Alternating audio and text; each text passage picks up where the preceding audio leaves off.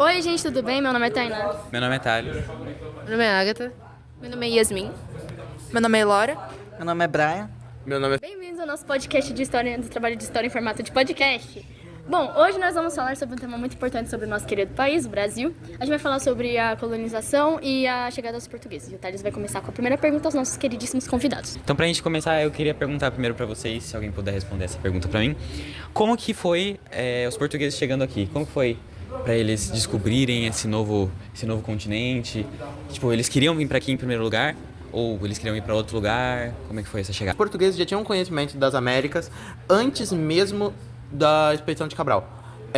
O interesse deles em vir para essas terras foi para explorar as terras ao leste de Tordesilhas, que foi o tratado que dividiu as terras entre o domínio português e espanhol. Eles mandaram a expedição de Duarte Pacheco, em 1498, para ver as terras ao leste de Tordesilhas. E depois Cabral, a chegada oficial.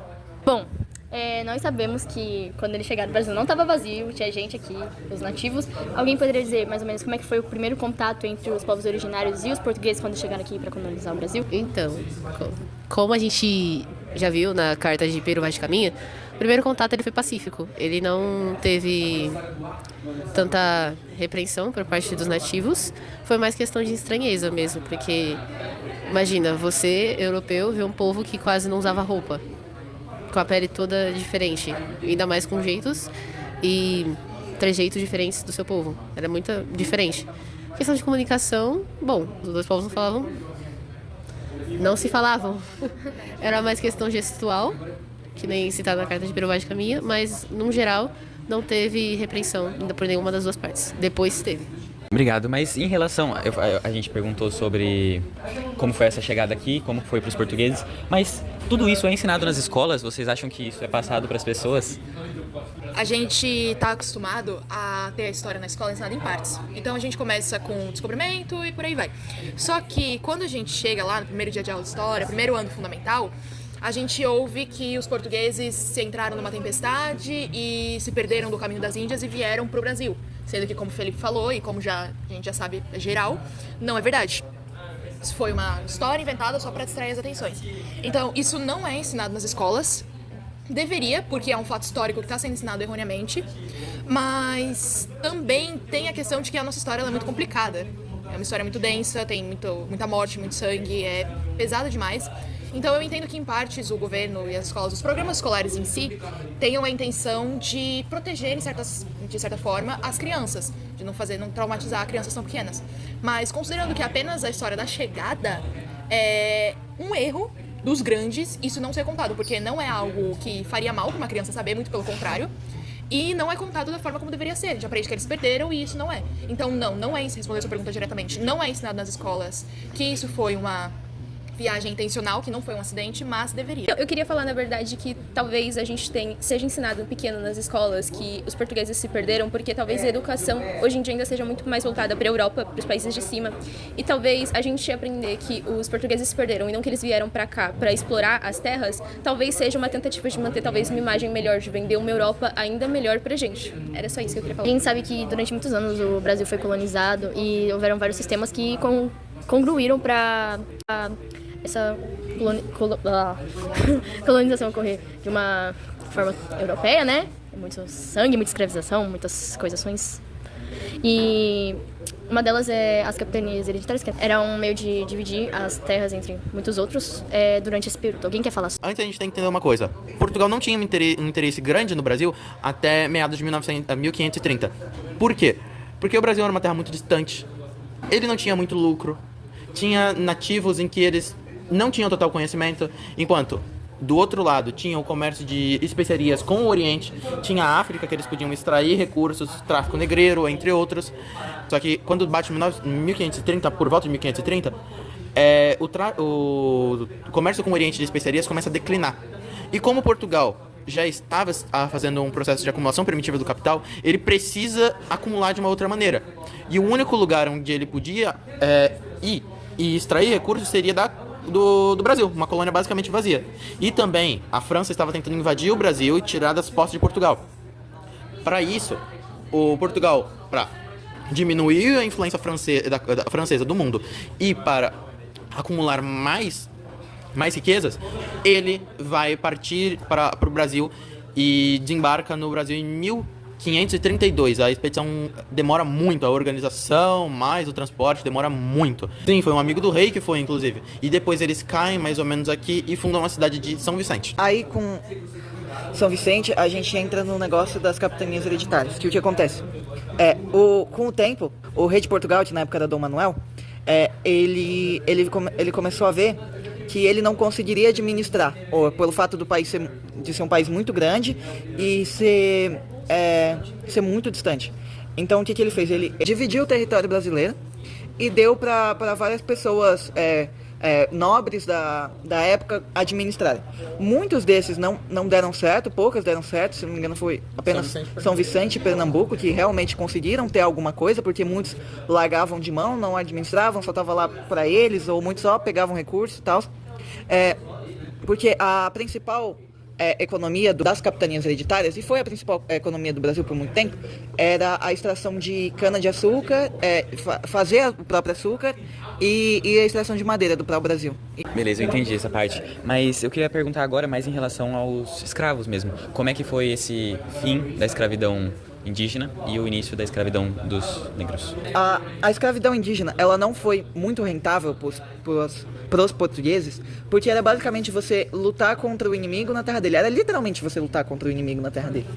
Porque o que acontecia? Se você escravizasse um indígena, ele podia só fugir e voltar para a terra dele e continuar vivendo normalmente.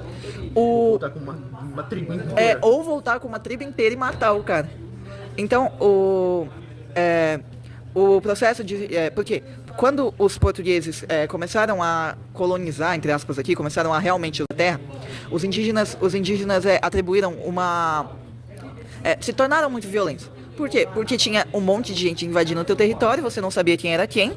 Chega na tua tribo, é branco, não fala a tua língua, vai morrer.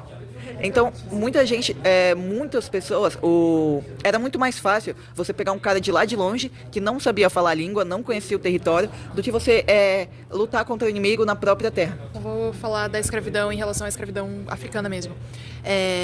Como o Brian comentou, não valia a pena eles escravizarem os indígenas, porque além deles conhecerem muito bem o país, porque era o lugar onde eles nasceram, eles tinham o famoso rótulo de serem preguiçosos, porque eles não viam sentido, necessidade nem razão em cumprirem aqueles trabalhos. Então os portugueses davam funções para eles não as cumpriam, e mesmo quando corriam o risco de apanhar, eles eram extremamente inteligentes, extremamente hábeis, então eles só fugiam. Com essa questão deles fugirem, deles não conseguirem não ir pra frente realmente a escravidão indígena, eles decidiram aplicar o que já era aplicado em vários países do mundo, que era a escravidão dos africanos, que começou basicamente com literalmente trocas. Os portugueses aportaram na África, eu não vou saber a data direito, mas eles aportaram na África numa época específica e eles negociavam com os reis das tribos que tinham lá. Então, um rei derrotava uma tribo rival e aí ele conseguia, digamos, 600 escravos, 600 presos que eram inimigos da tribo dele. O português oferecia algo que era de interesse pro rei, podia ser seda, especiaria, armas, qualquer coisa que fosse de interesse pro líder daquela tribo, e em troca ele dava presos de guerra mesmo. Tanto que é uma coisa que não é todo mundo que sabe. Muita gente acha que os portugueses chegaram de cara na África e saíram invadindo e roubando pessoas. Isso aconteceu a partir de um determinado momento da história, mas não no começo. No começo ainda era como foi o escambo aqui no Brasil, era uma troca. Eles trocavam mercadorias por escravos. Depois de um certo momento, a demanda por escravos começou a ficar tão grande que alguns chefes, alguns líderes não davam conta disso. E aí começou o conflito, porque os portugueses ficaram bravos porque eles não recebiam mais escravos, e aí eles iniciaram operações para invadir e tudo mais. Era só sobre os indígenas mesmo, que eles não viam sentido em fazer... Como é o nome? Trabalho braçal no plantio, porque nas tribos era as mulheres que faziam, não eram os homens eram responsáveis por caçar, e a caça e a guerra. Era isso que os homens eram responsáveis, por isso que os indígenas, homens, que eram os mais escravizados, não viam sentido no trabalho, porque na tribo, na cultura deles, eles não faziam isso. Sobre os africanos. E o tráfico negreiro europeu não era só com os reis africanos. Às vezes os reis africanos, eles simplesmente não queriam entregar escravos para os portugueses. Alguns não pegavam e eles precisavam continuar suprindo a quantidade de escravizados para a demanda cada vez maior. E eles faziam coisas que vão ser muito comum em mais ou menos 1700 no Brasil, que é fazendas de escravos. Eles colocavam um negro reprodutor e várias outras negras para fazer vários escravos, para eles continuarem atenderem a demanda de escravos. Isso existia muito no Brasil, não era só isso. Os portugueses foram muito, muito mais baixos. Ótima resposta para a pergunta, hein? Bom, agora a gente vai fazer um breve comercial e na volta nós vamos ter uma convidada especial para responder mais algumas perguntas pra gente. Até logo.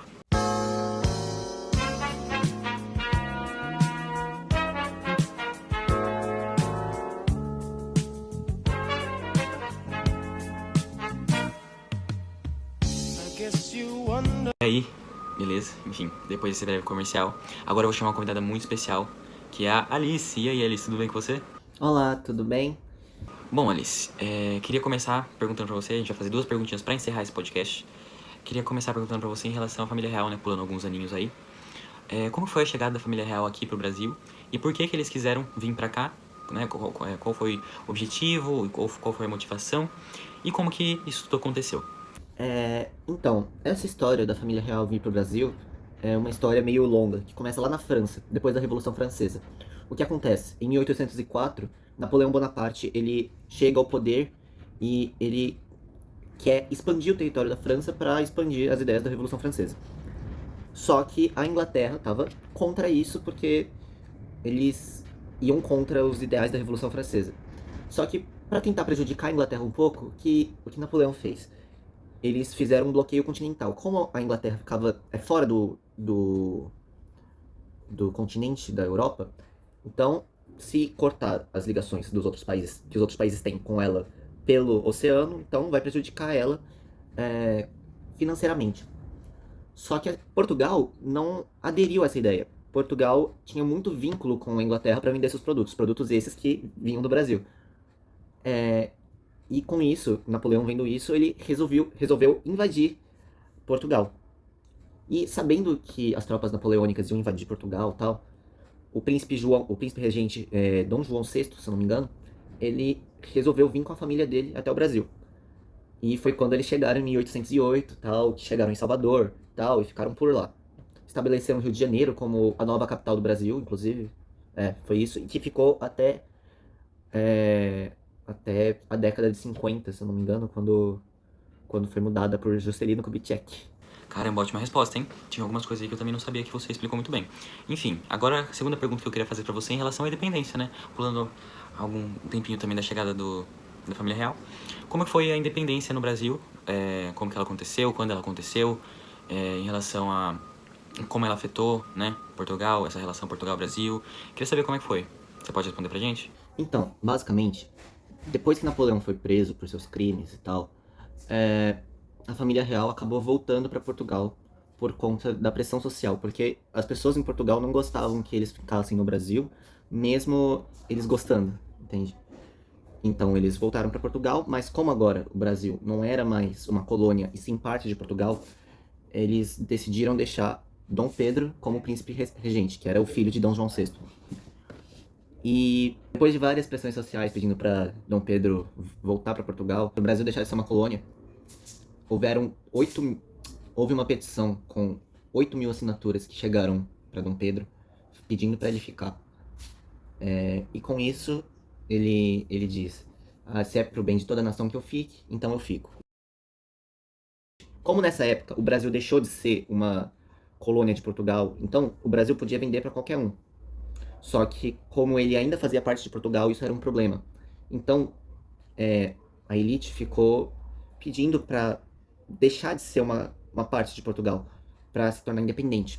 Tanto que já tiveram outras revoltas no Brasil, como a da Bahia, de Pernambuco, a de Minas, porque eram pessoas que queriam fazer o Brasil deixar de ser parte de Portugal. E com isso, quando Dom Pedro foi para São Paulo, às margens do rio Ipiranga, dia 7 de setembro de 1822, ele grita independência ou morte. E aí o Brasil... Não é a partir desse dia que o Brasil se torna realmente independente, é mais para pra frente, em outubro, mas até hoje a gente comemora esse dia como sendo a independência do Brasil. Caramba, muito bom saber, hein? Você respondeu com bastante informação as minhas perguntas, foi muito boas as suas respostas. Enfim, eu queria agradecer, obrigado Alice, obrigado a todos os convidados. Agora eu vou encerrar esse podcast, que a gente passou por grande parte dos períodos, né, em relação ao período colonial do Brasil. Eu queria agradecer a todos os convidados, e é isso. Até mais, até a próxima.